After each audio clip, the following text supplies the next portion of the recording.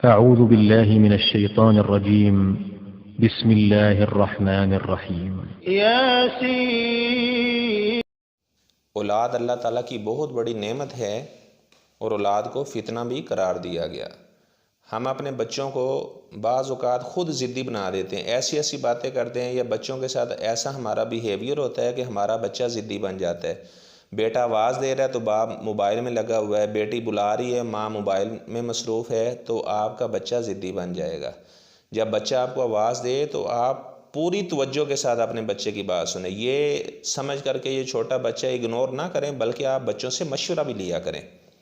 बाज़ औक़ात ये होता है कि बच्चा अपने मूड में बैठा हुआ है तो हम उसको वाज़ व नसीहत शुरू कर देते हैं। तो ये देखा जाए कि बच्चे को मैंने वाज़ व नसीहत कब करनी है।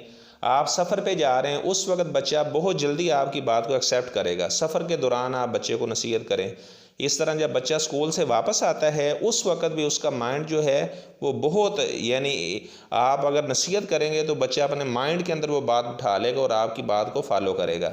इस तरह सैर व तफरी का मौका है, आप बच्चे को नसीहत करें उस वक़्त, यानी आप सैर व तफरी के लिए लेकर जा रहे हैं तो बच्चा उस वक़्त बड़ी तवज्जो से आपकी बात सुनता है। उस वक़्त आप बच्चे को वाज़ व नसीहत करें, आपकी बात को वो फॉलो करेगा। इस तरह जब रात को सोने लगें, बल्कि आप ये करें, बाद लोग तो अपने बच्चों को इस तरह कहानियाँ, झूठे किस्से कहानियाँ शुरू कर देते हैं, सुनाने लग जाते हैं।